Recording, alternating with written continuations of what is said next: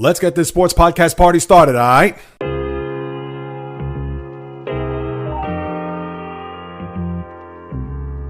The JAYREELZ podcast. What is happening, my good people? Greetings. How are you? How's it going? How's everybody doing out there? What is the latest and greatest?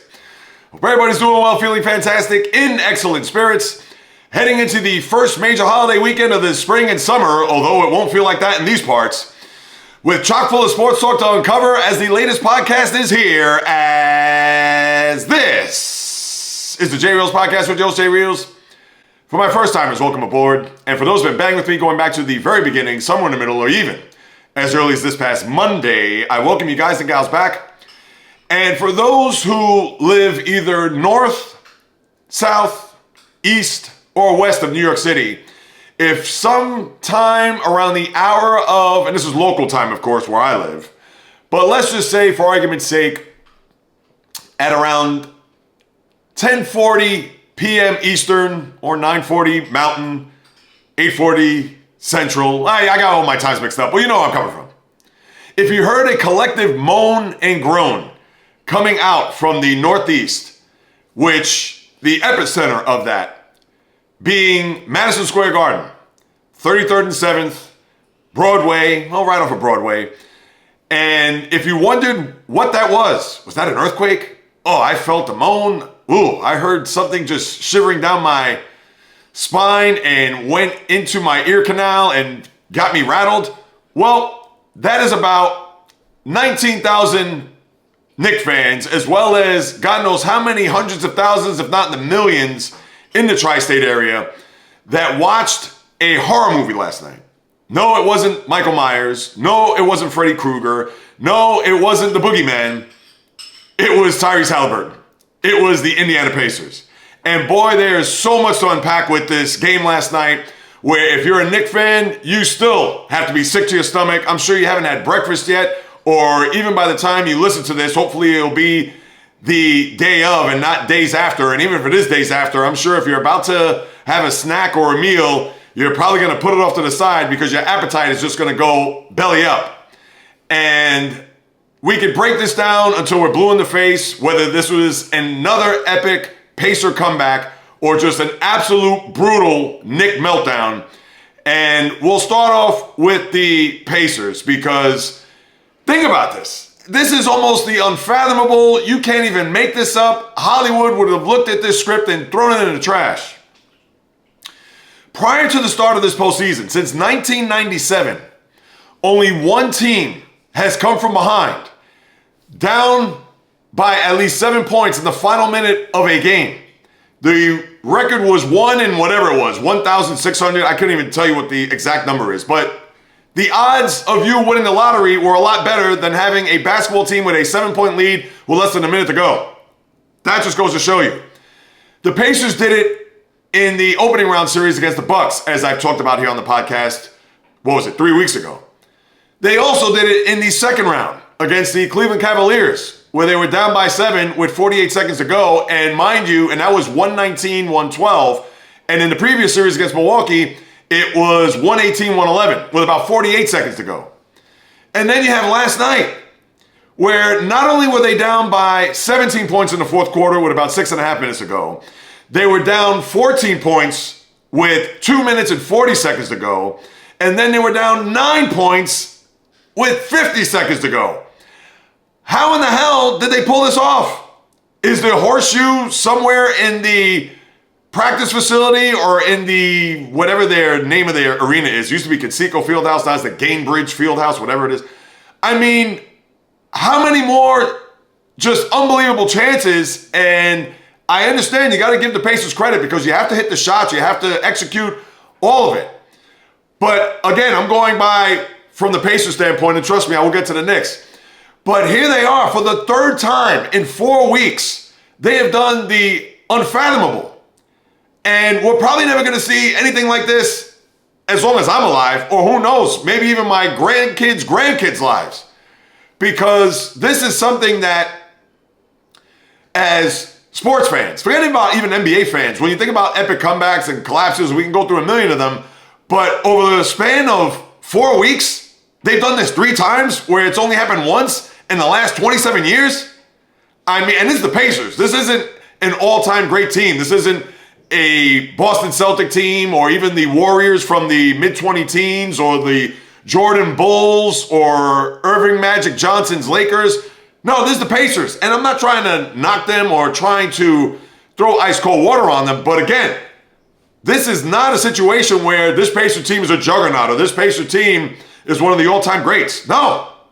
Now, who knows? With the way things are unfolding here, and I'm going to talk about destiny with the Pacers in a second, obviously with these comebacks, but it's a scenario where this team, they must have, forget about the luck of the Irish, they have the luck of the basketball gods. So just think about last night again. They were down 14 with 2.5 minutes to go, or 2:40 to go, 17 prior to that, and this was when the game was close. It was 94-92 there, early fourth, where OG Anunoby got and this is right after Jalen Brunson got his 5th foul on TJ McConnell. At 94-91, he makes 1 or 2 free throws. Then OG Anunoby hits a 3 from the left wing to make it 97-92. He gets a layup there to make it 99-92. And then that 5-point stretch by Anunoby started a 14-0 run to where it was 108-92. And you're thinking, oh, this game is a wrap. But then it became 111-94. And that was the point at 6.5 minutes to go where, all right, is the game over? I'm sure the Knicks fan was thinking that. They're thinking, we're going to be up 1-0, all is great, and we're just going to continue this garden party from Friday night when they beat the Celtics. And, of course, they started to chip away. But even still, from that lead, less than 4 minutes later, the Pacers were still down by 14 points. And then Aaron Nesmith turned into NBA Jam, where he got into heat check mode and was looking like a reincarnate of Steph Curry, where the guy was 8 for 9 from 3, 5 for 5 there down the final stretch of that game where he was hitting from everywhere. And then the next thing you know, they cut that lead to 9 with 50 seconds to go. 9. And at that point, it was what? 123-114. You had Nesmith making threes. You had the Knicks faltering, not making free throws, where their name is Karl Anthony Towns, 1 of 2, and then the biggest one at 124-123, where Anunoby had a chance to make 2 free throws. He misses the first one, gets the second one. Now they're up by 2, the big comeback, and then you had the Halliburton shot where he's trying to penetrate, get to the hole. Karl Anthony Towns was there. He goes back, which was reminiscent of Game 2 against the Cavs, when he got that rebound and he dribbled and he went behind the 3-point line to get the 3 to win 120-119. And that looked like a carbon copy considering the area of the floor where it was, which was similar to what we saw there in Game 2 in Cleveland. And then he takes that step back, that awkward looking 3. And to me, this reminded me, a lot of people are going to say the Kawhi Leonard shot against the Sixers. Against the Sixers, round 2 in the 2019 postseason. To me, this was, and I'm going way back in time now, people. This was the 69 NBA final, Don Nelson, where he took that shot there right around the free throw line, top of the key, where it bounced and went high off the rim and then right through the net. To me, that's what it reminded me of. And I know I'm going way back in time, but granted, that was a Game 7 for a final. This is just Game 1 of a conference final. But when I saw that shot bounce and go way up in the air, and I'm thinking, all right, maybe it's just going to bounce a couple of times and just go out and the Knicks will survive this game. But when it went right through the hoop, similar to Don Nelson, that's the first thing that crossed my mind. And then everybody's celebrating. They ran off the bench because they thought that Halliburton had made it 3 there. But of course, upon replay, his toe was on the line, a la Kevin Durant in the second round a few years back against the Milwaukee Bucks. That was when the Bucks went on their title run. And for the Knicks, it looked like they got a reprieve. But let's face it, even with Halliburton making that shot and doing the famous Reggie Miller choke sign with Reggie Miller literally on the sidelines broadcasting the game on TNT, and I thought the Knicks were done then. Now, granted that they did have a lead in overtime, and it was back and forth, tooth and nail, but you know all the air was let out of that building after that shot. Now, if that was a victory, forget about it. We would have talked about that as one of the great shots of all time, but as it was just a game-tying shot. So because it went into overtime, now it will be remembered, especially depending on how far the Pacers go. But with that shot, and then in the overtime with a bunch of exchanges of baskets, Nembhard getting layups, Brunson doing Brunson things, and then you had the situation where Obi Toppin got the dunk off of the missed three by Halliburton, and then the scenario where the Knicks were obviously unable to execute there. You had the other Toppin dunk where he was fouled, I believe, by Mikal Bridges. They didn't even call it, to get the lead up by 3. And then that final sequence where Brunson airballed a 3, then Karl-Anthony Towns missed a 3 where it front rimmed and went down to the floor. Next thing you know is a scrum, Nesmith, Bridges, the ball bounces off of Bridges, and that's the game. And then you had the scenario there earlier where Brunson, the ball went off of his fingertips. I believe, when was that? Maybe I'm going back to regulation. No, that was in the overtime, I believe. And next thing you know, the Pacers stole one from the Knicks, which was also reminiscent of Reggie Miller and what he did in Game 1 in '95, just 30 years prior, when he scored, 9 points in 8 seconds for them to win that opening game of that series. And I'm going to get to the Knicks in a second, because there's so many tentacles about this game and about the history of this rivalry, etc., that it's just, you can't make it up. But for the Pacers, another win. I mean, what more can you say? And the crazy thing is that they won this on the road, similar to in Cleveland. Now, the first game they beat Milwaukee, again in the Game 5, but it was in their building. But how many more chances, or how many more times are going to come from behind and win these games? Especially late when the lead seemed to be insurmountable. Just an unbelievable job. And they had to make shots. Obviously, if one of those Nesmith three-pointers don't make it, the game's over. And obviously, if Karl-Anthony Towns makes 2 of 2, same as Anunoby, the game is over. But the Pacers, you have to give them all the credit in the world. This is a team that, we've talked about it, no secret. Their offense, although may not be splashy and may not seem sexy with a bunch of pure shooters, you don't have the Splash Brothers there. You don't have guys like Damian Lillard or guys who you know that are just going to line up the scoreboard within seconds. But they have guys, as you've seen there last night and throughout this postseason, that score. And that's just a testament to their team, because they have players, they have depth. I've said it a million times. Now let's get to the flip side and talk about the Knicks. Was this more of a Pacer comeback or a Knick loss? Absolute collapse. I have to say it's the collapse, people. Because, yes, they had to execute. The Pacers, they had to make their shots. We understand that 100%. But this is exactly what I talked about 2 weeks ago, when the Celtics not only blew Game 1, but Game 2, because they didn't make shots and they gagged and just literally gave the game away to the Knicks. Where the Knick fan was trying to get at me, sour grapes, you guys blew it, you guys, and whatever, no excuses, etc. But I said, no, this is literally, we handed you the game. Well, guess what? Now the Knicks get a taste of their own medicine. And there really isn't a person to point a finger at. We could talk about OG Anunoby or Karl-Anthony Towns. I mean, Towns had a big game, 35 points. Was 4 from 8 from 3. We know Brunson and what he's done, 43 points. I mean, those guys combined for 78 points. And you would think, if you get 78 points from your top 2 guys, it's a walk in the park. But you have to look at the words of Josh Hart, as he said in the postgame. How he came out and said, yeah, we let our foot off the gas defensively. And that we just dropped the ball because they thought the game was over. I mean, think about the deficits that the Pacers were, and I've explained them about 5-6 minutes ago. And for a Knick team that going into this series, riding high, home court, and everything that they party from last Friday, carrying themselves into that game there last night, let's face it, the Knicks had absolutely no business losing that game. And that's going to be the game that's going to sit with them all spring and summer long if they do not get past this round. I mean, and that's not going out on a limb, that's just a fact. Because this is going to be replayed in all of the Knicks fans' heads from now until tomorrow night.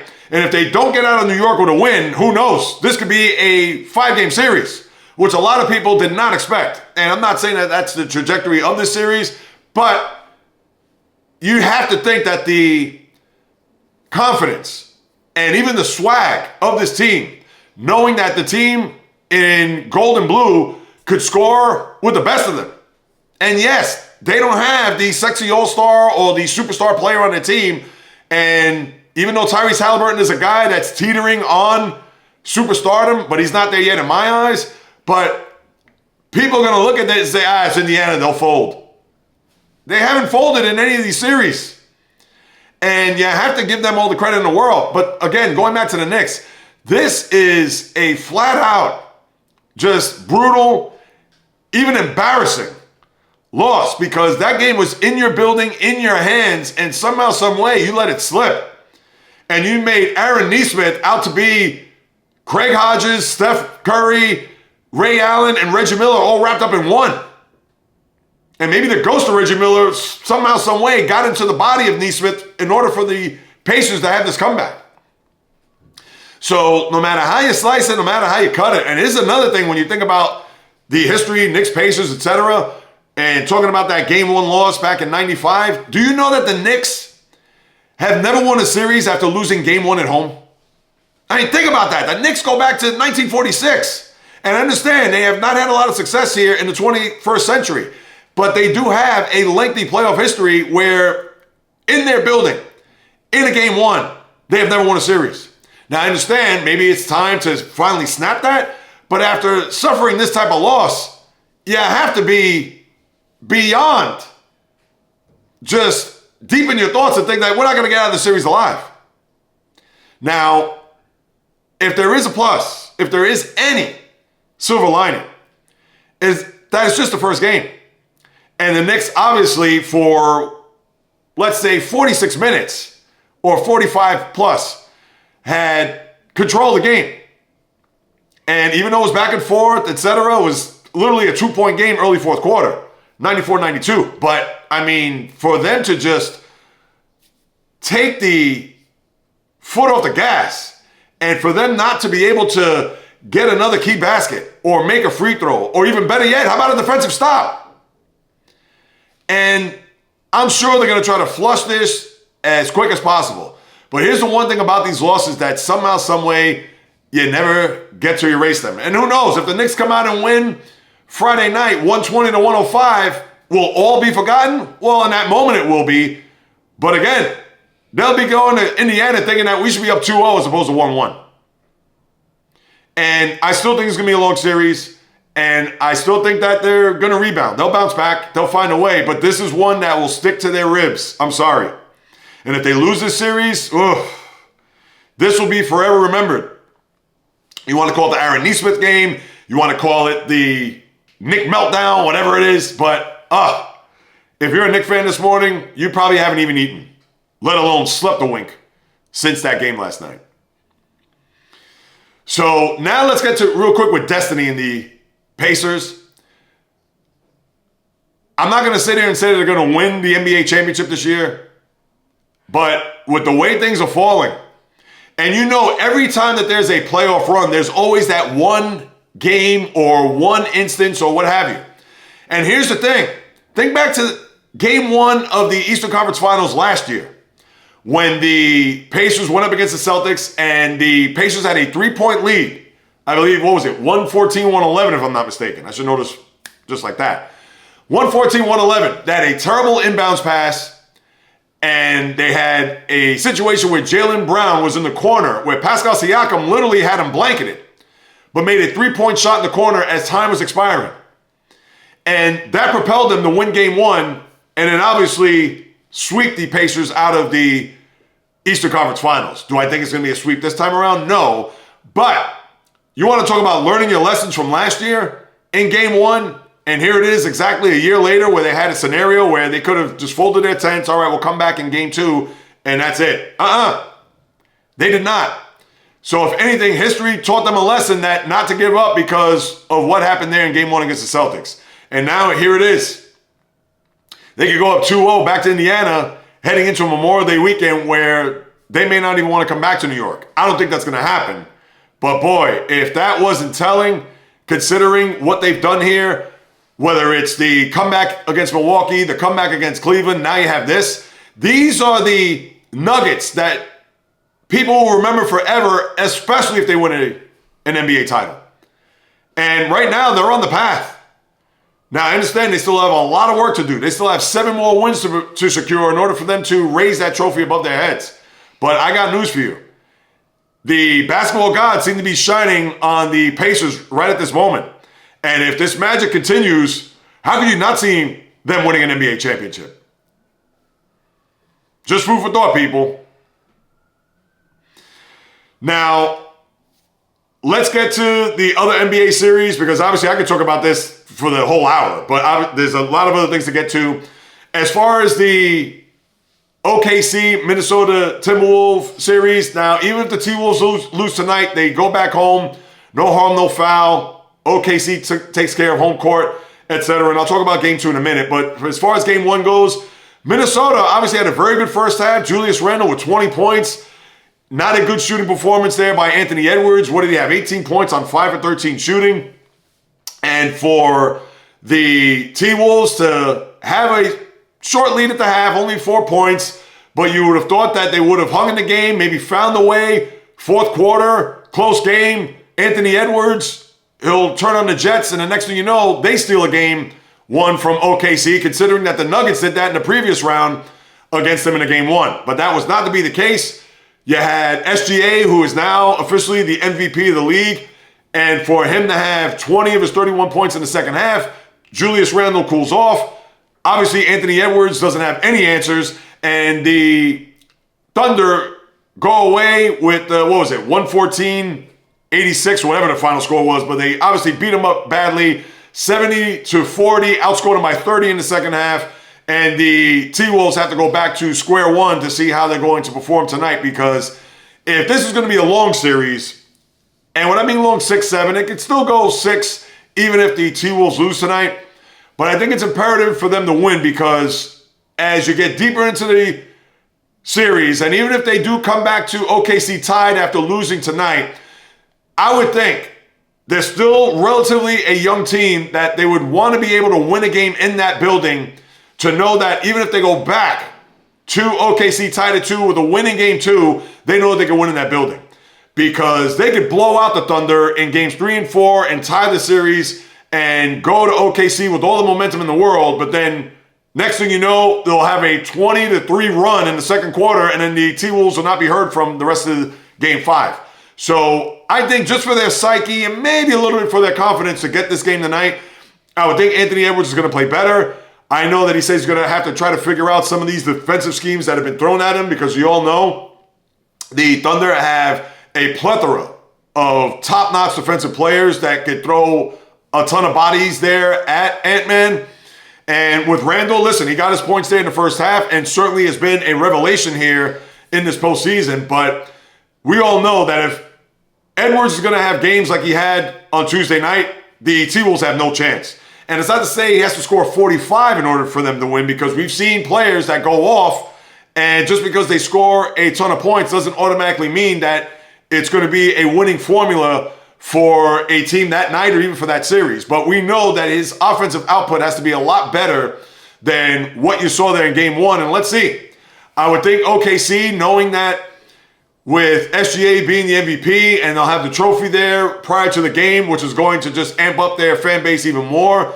And I didn't get to see the press conference that he had, but I was very emotional and tearful with his mom there, etc. I got to get a chance to watch that just so I could see for myself, but I did not watch it. But considering that he's going to get the award, he'll raise it over his head, and all of the celebratory and well-placed accolades on the current MVP of the league, you know that building's going to be rocking and hoping for a 2-0 series lead going to the Twin Cities. Now, do I think Minnesota, will they be in the series? I think they will. I don't think this is going to be a scenario where even if they lose tonight, I could see them going back to OKC tied at 2. But that is tempting fate, because OKC now, after what they've experienced in the previous round against Denver, having a scenario where they were down 0-1 in the series, down 1-2. Game 5, they were on the ropes. Game 6, they had to go back to OKC for a Game 7, which they got to a slow start, but then obviously blew the doors off of the Nuggets. So they've had this experience, and they've been growing up in front of our eyes. And the T-Wolves don't want to fool around here. They get a game tonight. Who knows? This will, I think, easily go 6 games, maybe 7. But if it's 2-0, I think I'd be more surprised if it goes 6, because I think OKC will get 1 in the next 2 in Minnesota. I think they'll find a way and maybe clinch it in 5. Or if the T-Wolves win tonight, I could see it being 6, maybe 7. If they go up 3-1, to me, there's no way that the T-Wolves will get it to a 7th game. I don't think so. I think the Thunder know that, we're not here to mess around. If we did, that was in the previous round against a Nugget team. That was game. It's not going to be this time around. So that's how I look at that series tonight. And just in closing with the Knicks Pacers, listen, I could see this being 1-1 going back to Indiana. If it's 2-0, I still think it'll come back to New York. So I'm not going to think that the series is going to be over. Could it be 5 games, whatever? Let's see how tomorrow night plays out, and then I'll get a better feel of it.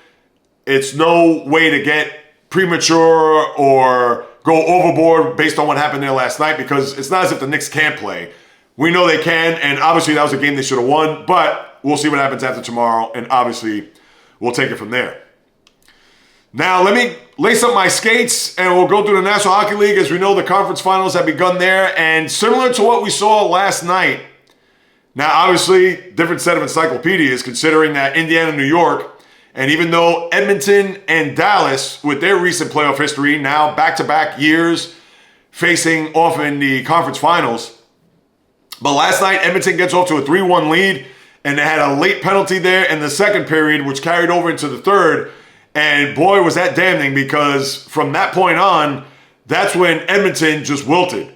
And I understand this wasn't a 5-0 lead or a big-time lead, let's say more than 3 goals or at 3 goals, to where Dallas came back from the dead and won this game. But when you have a power play opportunity the way they did there, and mind you, they were still trailing by 2, where Miro Heiskanen, who had been out for most of the postseason with that knee injury and pretty much since January, and comes back and gets the power play goal, which reinvigorated the Stars, because for what it was at that point, that's when Edmonton started to play undisciplined. They took silly penalties.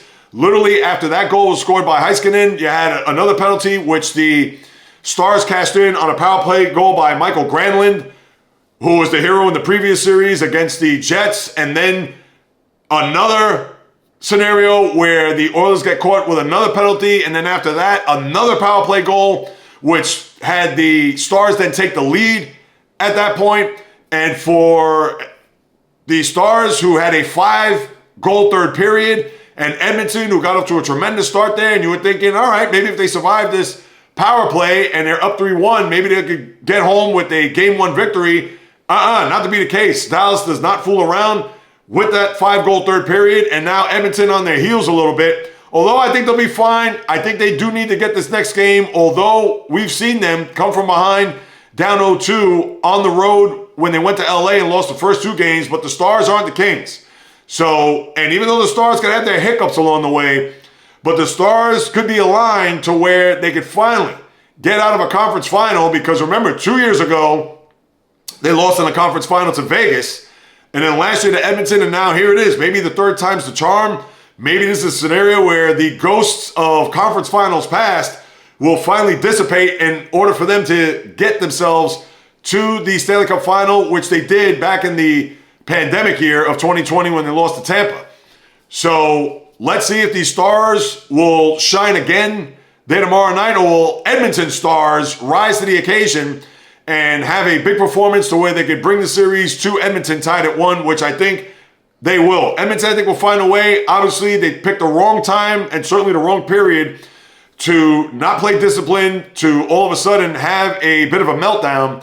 And I'm sure they'll go back to basics and realize that they have to shore up a couple of things and clean up some stuff. So for Edmonton, I don't think they're out of the series by any stretch, despite the fact that 5-goal barrage and the comeback there by the Stars last night. And then 2 nights ago, you had the Panthers, who you have to think, is this team ready for another cup run, and top of them being cup bound again? Because what you saw there on Tuesday night, now maybe it was because of the quick turnaround knowing that they just came off from playing a game where Carolina had, I believe, 5 days rest? Because they won that series Thursday night, so they had significant amount of time off, unlike the Panthers, because they went to 7 games, as you know, against the Maple Leafs. And for the Panthers there, they just came out in a flurry. They played the same type of game that the Hurricanes do. They're going to throw 4 lines at you. They're going to forecheck, backcheck, paycheck, the old adage there, going back decades upon decades when it comes to the National Hockey League. And when you have guys that also can score, where Carolina, we know how efficient they are and how they have that team concept that is headlined by their former two-way player back in his day in the 90s and a one Rod Brindamore. But they don't have the firepower. They don't have an Alexander Barkov. They don't have a Sam Bennett. They don't have a Matthew Tkachuk. Now, they do have very capable and steady guys, but they don't have the one guy that you could target and be like, hey, we got to watch out for this guy. Where the Panthers have those guys. And I didn't even mention Carter Verhaeghe, who's a guy that's always a big money player, always coming up with clutch goals, overtime, etc. And for the Panthers to get off to that start and literally leave the Hurricanes reeling, to me, that is a bad sign. Now, you could chalk it up to a bad game. You'd rather have a game where you were not in it, where the Panthers dominated.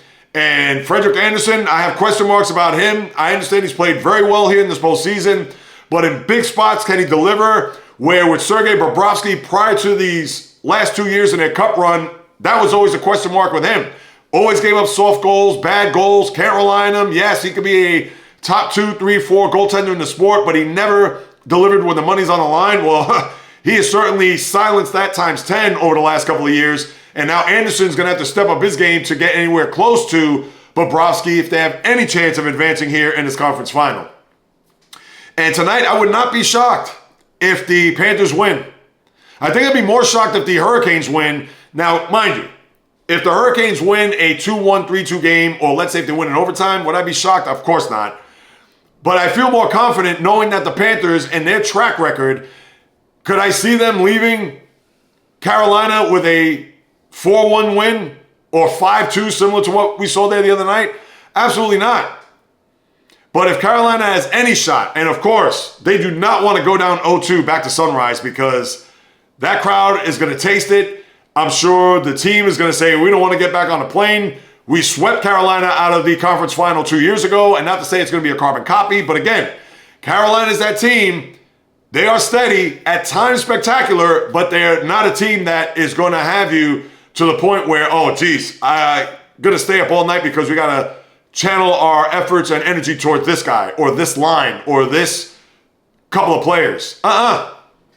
They are not that type of team. And the crazy thing is that Florida is a little mirror image of the Hurricanes, but they have better players and that championship DNA and that toughness and that mettle, which then goes to show you, all right, you can say, why play the rest of the series? Haha, I know that. But it goes to show you how the Panthers certainly had the advantage here in this series, and chances are they're going to be going back to another Stanley Cup final for, think about it, the 3rd straight year, which would mean, if that's the case, we're going to have Stanley Cup finals in the state of Florida for 6 straight years, pretty much the whole 2020s.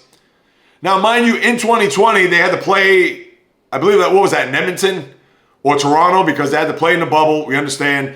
But you're going to have a scenario where the 2 Florida teams are going to be a part of 6 straight Stanley Cup finals, which is absolutely mind-boggling when you think about it.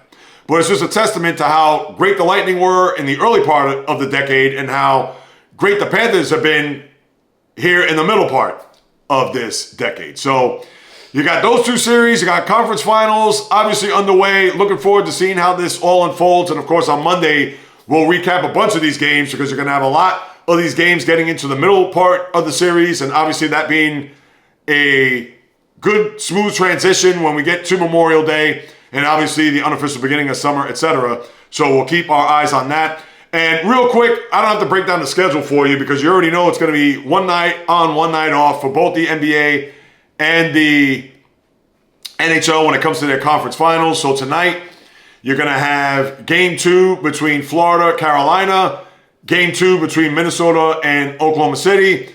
Then tomorrow, you're going to have Knicks hosting the Pacers, followed by Edmonton, Dallas, and then obviously Saturday, the two matchups tonight in each of their respective sports will play Saturday as well as Monday, although we'll be back on the podcast at that time and before those games start. And then, of course, Sunday, same matchups that you'll see, but on the road where the Knicks will be in Indiana on Sunday and Dallas will be in Edmonton. All right, so that's what we got with both the fall and winter sports. Nothing else to really add there.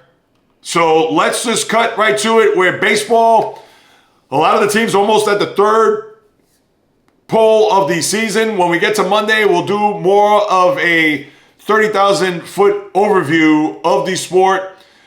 The biggest news out of the week, and I talked about this on Monday a little bit, but of course a lot has surfaced since then, and now I'll get ready to unpack it, is the Juan Soto week that was for the $765 million Met player. When we were last here, and I even talked about this on the live stream yesterday, every Wednesday, high noon Eastern time on my YouTube channel. So definitely moving forward, you want to peep that. That's always a fun hour and a half because I interact with you guys where with the podcast it's recorded and posted. Live stream means you get me live, direct, correct, and in full effect in living color. So just keep that in mind.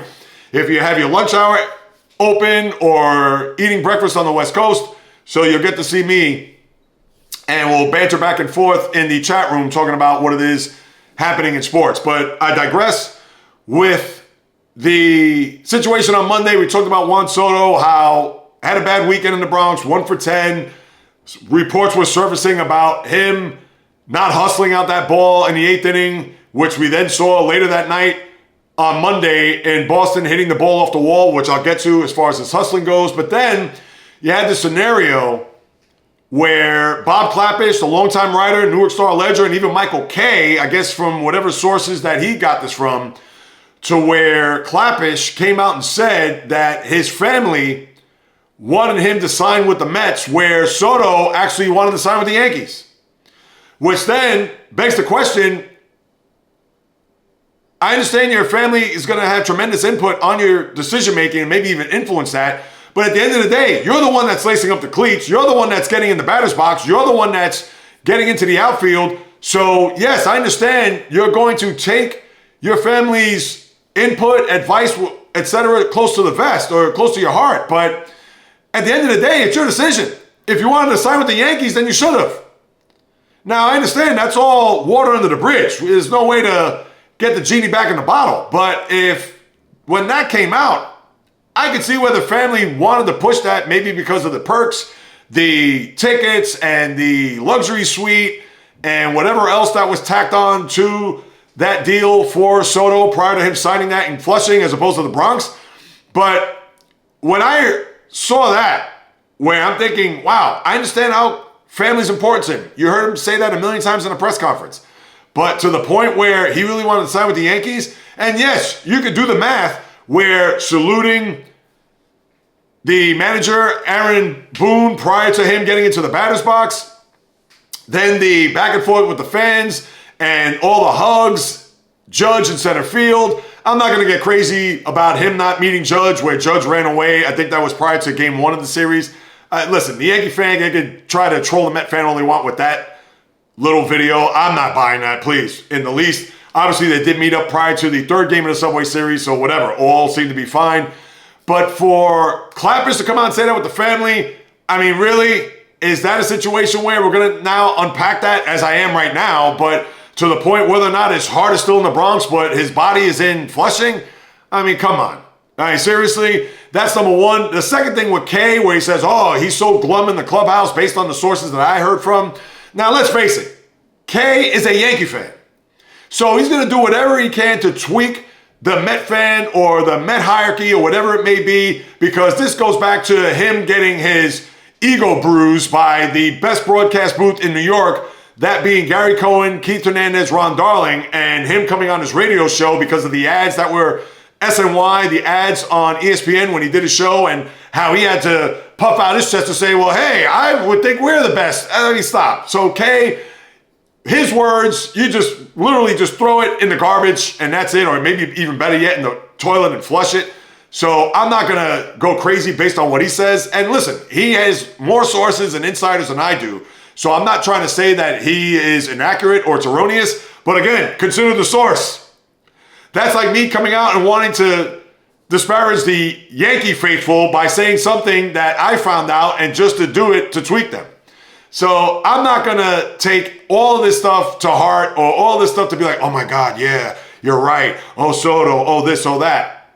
Now, let's get to the hustling aspect, because he didn't hustle out that ball in the 8th inning on Sunday night, and then he hits a ball off the monster where he pimps it, thinking it's a home run, but then doesn't run out of the box. He's stuck there on first. Now, mind you, he stole second shortly thereafter, but still, damage was already done. Now, Carlos Mendoza said that he was going to talk to him about it. Since then, you haven't heard much about the exchange between manager and player, and I'm sure he's not going to uncover everything there. He's going to say, well, that's kept private, but I did share with him my thoughts, my feelings, etc. You got to run out these balls. You didn't really hear that. But now, here's where it's going to be interesting. Because those incidents and everything that transpired this past weekend at Yankee Stadium, whether his heart is still in the clubhouse there on 161st and River, or he wishes he was a Yankee, but he signed the better deal, whatever. And what happened in Boston, okay, fine. Now the Mets have a huge series, considering that they salvaged this series yesterday, and they had lost 5 out of 6 going into last night's game, which they won 5-1. So, all right, fine. Now they have a day off. They could kind of exhale a little bit after all of what's transpired here over the last week for Juan Soto and even for the team for that matter, because they've lost 5 of 7. Now they're not in first place as they were earlier in the week because Philadelphia just pasted Colorado and have actually played very well. They also killed the Pirates over the weekend. So now they've overtaken the Mets for first place in the NL East. But now you have the Dodgers coming to town, starting tomorrow. A rematch of the NLCS, first time they're meeting since then. And with the Soto thing now in our rearview mirror, at least so we hope, but considering his 243 average, 8 homers, 20 RBIs, and not being in the friendly confines of Citi Field after what has happened here over the last 6-7 days, but now the spotlight is going to be on him. Because if he is in a scenario where he has runners on first and third late in the game and he strikes out, or he meekly pops up, or grounds out to second and jogs to first, he's going to hear it. The honeymoon period may be over based on what has happened here over the course of the last 7 days. So this is one that we're going to have to really pay attention to, especially not just the Met fan, but baseball overall. Because not to say Soto has to go out and go 9 for 15 with 3 home runs. Would that be fantastic? 1,000%. But if he has another 1 for 10 with 4 walks and leaves a small village on the base paths this weekend against a Dodger team that obviously foiled the Mets' chances to get to a World Series, and now with Soto in tow, the Met faithful are going to let him have it. And not only just for this series, but even beyond. If he doesn't start picking up his average and his game or runs out of the box the way he should, obviously not doing so in the Bronx and up in Beantown. So just something to keep in mind here as we now get ready for an enormous series and even an enormous stretch. Because after this, the Mets, they do conclude their homestand next week, and then they go on the road. They go to Colorado prior to going to LA to play the Dodgers again, but not for a 3-game set, a 4-game set. So a lot on the line here as the Mets are now out of first place. You have the Soto thing now hanging over him and maybe even over the team a little bit. Maybe the win yesterday will alleviate some of that, and the day off today, he'll come back tomorrow refreshed, and hopefully the fan base is behind him. Last thing you want to do is start booing him after a pop-up in the first inning. But let it breathe, let it just manifest, and if he gets in a scenario where he's able to drive in runs, fantastic. If he gets in a scenario where he doesn't run out a routine grounder or strikes out in a big spot, he's going to hear it. But Met fans, encourage him. Don't discourage him. So I'm just going to leave it at that. But for the rest of baseball, like I said, you didn't really have much this week. I know the Dodgers finally got back on the beam. Remember, they got swept over the weekend by the Angels and then actually lost 4 in a row. But now everything seems to be all right in Dodgerland as they make their way here to the East Coast. And I'll look at the schedule in a second. But as far as the standings overall, we talked about how the Twins were hot and other teams that were in the mix there, whether it was even in the AL West with a lot that's gone on there. Yankees continue to play hot as Judge now with 16 home runs, 43 RBIs is batting. Now I think after last night, he may be a slight touch under 400. I'll take a look at that in a minute. But overall with baseball, right now the Yankees still have that 5-game lead in the AL East, and the Tigers have a 5.5, 5-0 loss over the Twins. So obviously that hasn't changed. The Astros, 4-0 loss, but the Mariners now have a 3.5-game lead in the division, with the Angels now playing well, because even though they swept the Dodgers, but they also broke out the brooms yet again. Well, really somewhat, because they have a 4-game series against the A's where they won the first 3, and they could actually polish them off with a 4-game sweep today and actually bring them, I believe, a game toward 500. Which would be tremendous. Yeah, they're 23-25. What does this mean in the grand scheme of things? Mike Trout may be on the mend and coming back soon. That we'll have to keep in mind, but I don't think the Angels, despite the fact that they have played well and they're inching closer to 500, are they going to be a threat in the AL West when it's all said and done? I think not. Then you have the Cubs with a 3-game lead over the Cards. Dodgers, Giants, Padres. We all know that they're separated by literally, well, 1 in the loss by the Padres. And the Dodgers, actually, they played 3 more games than the Padres, so they have 3 games in hand, literally a series when you think about it. But the Padres have hit the skids big time with a 5-game losing streak as they got swept by Seattle, we talked about, and now they could be on the verge of getting swept by the Blue Jays. So we'll have to wait and see what's going to happen there before I believe they play Cleveland over the weekend. That I'll take a look at in a second. But that is your baseball in a nutshell, and I know that once I take a look at the schedule, Monday we'll really take that 30,000-foot view of where we are, because we always look at Memorial Day as the first barometer, pretty much 2 months into the baseball season, and then obviously 4th of July or All-Star break-ish, and then Labor Day to see where we're at. So let's see what we got there on the schedule today. Philly, they're probably going to beat Colorado again as they'll conclude their 4-game series there in the Rocky Mountains. Then you have Cleveland at Detroit. That's the start of a 4-game series, I believe. Yes, it is. So San Diego's not going to Cleveland. My error there. San Diego, are they going back home?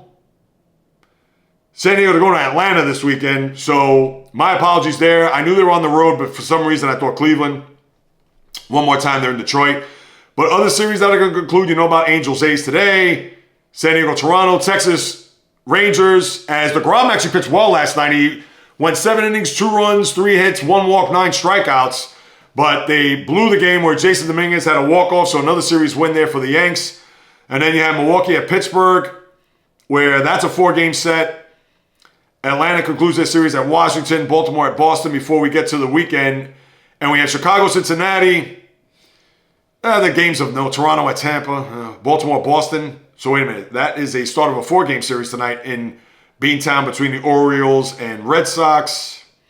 Yankees and Colorado, so I tell you, the hits just keep on coming for the Rockies. What are they, 9-30-41 right now? Or 8-41? Their record is just putrid, as we talked about a couple weeks ago.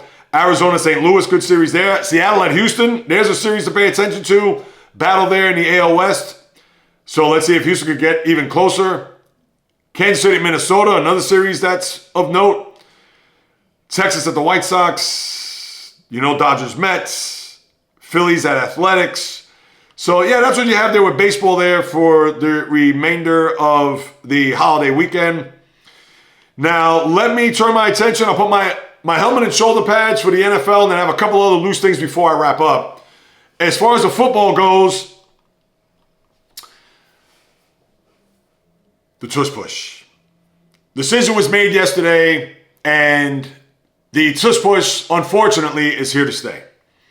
The owners ruled 22-10. They had to get 24 of the 32 votes, which would be 2/3 of the vote, in order for the Tush Push to be literally pushed away forever.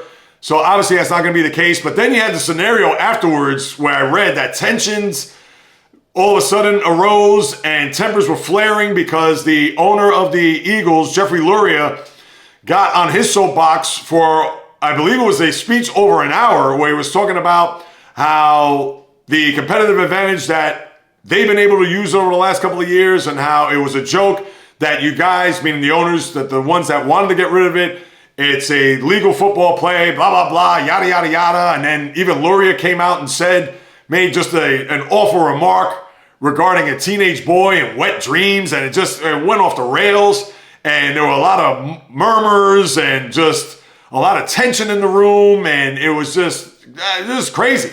So even one of the other owners, I forgot who it was, one of the other owners came out and said that, yeah, did you have to be on the podium there for an hour? Did you really have to, couldn't shut up over the course of that time? You really had to get on that soapbox like I mentioned? So yeah, it was just a lot of rabble-rousing and a lot of just weirdness there based on what I read. But the Tush Push here to stay. I wish they could have just abolished it forever. I know it's a strong word, but you know how I feel about the Tush Push. I'm not going to unpack that right now. But again, we're going to have to see that here for years to come. Hopefully there'll be defenses that will stop that to thwart Jalen Hurts from getting that first down or for getting a touchdown, because yeah, it's just a rugby scrum. It's an ugly play. I hate it, and I'll just leave it at that. But now here's the thing that really, and as a matter of fact, now that I see it here, Jed York, that was just a little note. Jed York, the owner of the Niners, was the one that made a comment towards Lurie about, Dad, did you have to stay on the podium for over an hour and talk about this? So yeah, and there were a lot of uncomfortable laughs and things of that nature. So yeah, just a mess there between the owners and the league executives, etc., that had gone to Minnesota for the league meetings there yesterday. And then this is one that I could spend 20 minutes on this, but I'll try to put this in a nice, tidy 3 to 5 minute package, if you allow me. So the owners, let's go back to them for a second, and we have to talk about another owner, unfortunately, after that. For all 32 owners to confirm, stamp of approval, that they would allow the NFL players to play in an event for 2028 in the Summer Olympics for flag football. There are so many wrong reasons and problems with this that it makes your head spin. All 32 owners? So did you remember what happened in 1996, I think it was, when the Miami Dolphin running back Robert Edwards in a flag football game in the sand shredded his knee, where he did make a brief comeback, I believe, with the Patriots, but shredded his knee to the point that his career was up in smoke? And I understand they're not going to play the flag football on sand, but did they not have a thought to think that, maybe this isn't a good idea, considering it's in the summer? So heaven forbid that if any one of their players, no matter who it is, gets a severe knee injury, blows out an Achilles, or breaks a leg out for the year, etc., that they did not have an inkling to think that, wait a minute, this could happen to one of my players where it could jeopardize my team's chances to get to a playoff or a Super Bowl? So that's the number one problem I have. Number two, where are all these other countries getting flag football players, or just football players in general? And listen, this isn't a knock any other country. This is the IOC, and obviously we know how corrupt they are, but this isn't a knock any country that's out there that has a flag football team. But you mean to tell me that no matter how good of an athlete that's going to come out from any region on this planet, that they're going to match up against an NFL player? Guys, wide receivers, tight ends, running backs that run 4.2, 4.3, 4.4 40s? That you're just going to have the most athletic guy out there that maybe on his best day could run a 40 in 5 seconds, where these guys could actually run backwards faster than these guys can run forwards? I mean, it's an absolute joke. And again, you're going to have guys that are going to be from, pick a country, New Zealand, Australia, Romania, Germany, France, Japan, shall I continue? That are going to have an arm of a quarterback anything close to what we see in the NFL, that are going to have a wide receiver have hands anything close to what we see in the NFL, that are going to have quickness, cuts, moves, legs as fast as what we see in the NFL. This has the 92 Dream Team USA Basketball written all over it. And this is going to be a farce of an event. So when you think about the NFL player and the owners signing off on that, where they can risk themselves some injury, that's number one. Number two, the athletes in all the other regions of this globe, how they're going to even match up to the NFL player, number two. And number three, why even bother watching? It's going to be a flat-out joke. And why is this flag football an Olympic sport? And I don't want to hear, oh, well, it's evolving. Oh, well, they had, I call it b-boy and a breaking, not breakdancing. Oh, but they had breakdancing 2 years ago. They've had the skateboarding and all this. Why not have flag football? Football is a fall and winter sport. It's not a summer sport. And I don't care. Well, it's flag football. There's no tackling involved. It's not touch. I don't care. This is a reach of all time. And I'm just going to leave it right there. To me, this just reeks terribly. And so what? It's going to be played in LA. It's in our backyard, considering it's in the US. It's not as if it's overseas or somewhere down under or on the other side of the planet. Enough. I've spoken enough. And if you agree with all this, please, at me all you want. Leave a note, comment, email. You know how to find me, because if you are in favor of all this, then maybe I'm off my rocker, or maybe you need to get your head examined. I don't know, but that is just an atrocity. And then lastly, speaking of owners, sadly, the longtime Colt owner, Jim Irsay, passed away at the age of 65. And Irsay, we know that he's a polarizing guy, very outspoken, but also very generous. I read a lot of good things about him. Obviously, Peyton Manning gave him his greatest blessing from Mr. Colt. Arguably, I understand you have Johnny Unitas, but when it comes to the Indianapolis Colts, because we know Johnny was a Baltimore Colt, but if Peyton Manning's going to come and say glowing things, which why would he not say glowing things? But if he's going to say things and all the other stories, the charitable and just the philanthropic events and all the things that he's done for just his community, etc. And despite the fact that he had his demons and battled addiction and suffered, I believe, what was an overdose in, 2023, and having to overcome that. And I don't know if that was complications of that. I don't know what the cause of his death was, but just a sad 65. I mean, the guy is still, all right, he's not in the prime of his life, but it's not as if he's 85 or 90 or etc. So, and I get it. He had a lot going on in his life and a lot that he had to overcome. And unfortunately, he has transitioned. So thoughts, prayers, condolences go out to the Irsay family, to the Colts, to Indianapolis, to the entire NFL. Just sad to see of his passing. And obviously for Mr. Irsay, may he rest in peace. All right, now a couple of quickies to wrap up. The French Open starts Monday. I'm going to preview that Monday, and I get it that the time difference between Roland Garros in Paris to New York, but the tournament's just getting started, so I'll give you my shiny 2 cents on a preview there as we get to the second tennis major of the year. Looking forward to this one. You have Jannik Sinner and Aryna Sabalenka. They're the favorites, the 1 seeds going in. And I don't know the full draw. I'll talk about that more on Monday, so I don't know who's on the opposite side. I would think Alcaraz, I don't know if he'd be ranked number 2 right now. Djokovic, he's probably somewhere in the 3 to 5. Could be as high as 2, but we'll have to wait and see. I'll certainly unpack that more so on Monday. And Sabalenka, we know that this is Iga Świątek's tournament. She's won 4 of the last 5 French Opens, so you would think that she's probably going to be in line to win another. We'll talk about that more on Monday. And then obviously with Sinner being the top seed, he was a guy that got suspended for 3 months, a little slap on the wrist because of the doping scandal that he had going back to last year. And he should have gotten more than that, considering that it was a scenario when you look at Simona Halep and some of the other tennis players that, more so on the women's side, that have gotten longer suspensions of the 8-9 month variety. But I get it. They're going to look at, well, he's the number 1 player in the world. We don't want to upset his camp or whatever. So they gave him, let's face it, a pass with that 3-month suspension, which concluded, I believe, on May 2nd. But we got that to unpack, which I'm looking forward to, as Roland Garros will be the spotlight for the tennis world here over the next couple of weeks starting Monday.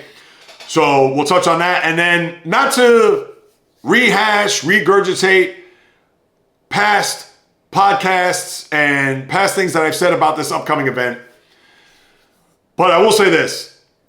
If you've listened to me over the years, you know how much the Indianapolis 500 meant to me, not necessarily as a sport, but almost as an event, from the standpoint of literally the unofficial beginning of summer beginning, because it always fell on the Sunday prior to Memorial Day. And yes, could I tell you who's the favorite? Could I tell you who's going to win this race? Whatever. I cannot. But I'll keep this in a tidy 60 seconds for my longtime listeners who have heard me say this, and I'm not trying to, again, regurgitate or rehash this, But for those who haven't listened to me dating back to a year ago or beyond, or have not just recently found me, because this event was a big event. It was always on the cover of Sports Illustrated that Wednesday, Thursday of the following week after the Indy 500. And of course, it's all about NASCAR, Daytona 500, and all the events that they, throughout the course of the calendar year, that they unfurl. But for the Indy 500, to me, this was, like I said, I think of baseball doubleheaders, I think of the Indy 500, I think of hot summer days, I think of that more so than anything. My old AFX racetrack, the guys like Jackie Stewart and Al Unser Sr. and AJ Foyt, I mean, the list goes on. Mario Andretti. Now it's more Elio Castroneves and a couple of others that off the top of my head, Bobby Rahal. No, Bobby Rahal, that was many years ago, unless he has Bobby Rahal Jr. But you get the gist. So with this race, with this event, to usher in my eyes, the unofficial beginning of summer, where we can look at baseball and the NBA, Stanley Cup playoffs, etc. But this was it as a boy. And not that I was glued to my TV set watching, but I was always curious to see who would win, because I know that week, whomever won that race was going to be on the cover of SI. So I just bring that up. I probably won't watch a lick of it. Maybe I'll keep in tune to see what's happening, any controversy, finishes, whatever, so on and so forth. Maybe I'll touch on it Monday, but that's why I bring it up now, just so I can apprise to you guys and gals what that was for me as a boy. Doesn't have the same feeling, passion, fervor as an adult, but because this is the one time and the only time of the year that I'll even bring this up, this is why I present it to you at this present moment. And sadly, in closing, the weather, not that I should boo-hoo over this, but you're going to have rain in the Northeast today on a Thursday. Friday, pretty much similar. Saturday is supposed to get better, but you're not going to get anything close to summer temps. It's going to be mid to upper 50s, or at best, upper 60s to low 70s. So for whatever the reason, spring. And it's been a decent spring here in the Northeast. We've had our moments where it's been sunny, it's been warm, it's been hot, whatever. It hasn't been consistent, typical tri-state area weather. But Mother Nature, wherever you may be, and I hope you have your ears perked up at this very moment, it's okay to bring some more sunshine, less rain. I know we need the rain. Less rain, higher temps, so I can start wearing the shorts, t-shirts, tank tops, even sandals, flip-flops, whatever, on a more consistent basis. And I get it, I'm not trying to rush time, because believe me, as we're talking about the unofficial beginning of summer, just like that, we'll be talking about the unofficial ending of summer. So please, take our time, Mother Nature, but we are hoping and wishing for warmer days to come much sooner than later. That'll do it, my good people. Another episode just about in the books, as always. Thank you so much for stopping by, carving out precious time out of your day to listen to what it is I have to say about what goes on in the toy department of life, Colts sports. And if you haven't done so, as I say every time in closing, please, I implore you people, as an independent podcaster who's doing this full time and has been doing this full time for now almost 16 months and still trying to generate income in the process, please do your part to subscribe, rate, review, throw me a few stars, write a review on Apple, Spotify, the website, JAYREELZ.com, of course, the YouTube channel, @JAYREELZ. Take a screenshot, send it to me on socials, on Instagram, TikTok, Facebook, the JAYREELZ Podcast, or JAYREELZ on Instagram. Twitter, JAYREELZ1, just a number. The old-fashioned way, if you want to hit me up with a question, comment, suggestion, or take that screenshot, send it to me, so then I could send it on my social media accounts and share it with your family, friends, foes, frenemies, the good sports fan, the casual, the diehard, the kook like yours truly, who does this for a living and loves doing it. Because I'm going nowhere as long as I'm alive and breathing, as you all know. And on top of all that, not only do I have 2 podcasts a week, every Monday and every Thursday, a live stream every Wednesday, high noon, Eastern time on YouTube. I have critique videos that are coming on deck, which may be as soon as the 4th of July, because I want to compile a lot of them and then start rolling them out. Critique videos, you kind of wonder, who am I going to critique? Well, stay tuned for that. Lifestyle vlogs as we get deeper into the spring and summer to kind of follow the podcast. Yours truly, my journey in doing this as an independent podcaster. All the above, please follow. I can't suggest and implore you enough to go ahead and do so. It would mean the world to me. I thank you from the bottom of my heart, because one more time, people, whether you do or do not know, here's what I love to do It's in the blood. It's in the DNA, as I like to say. Talking sports is birth.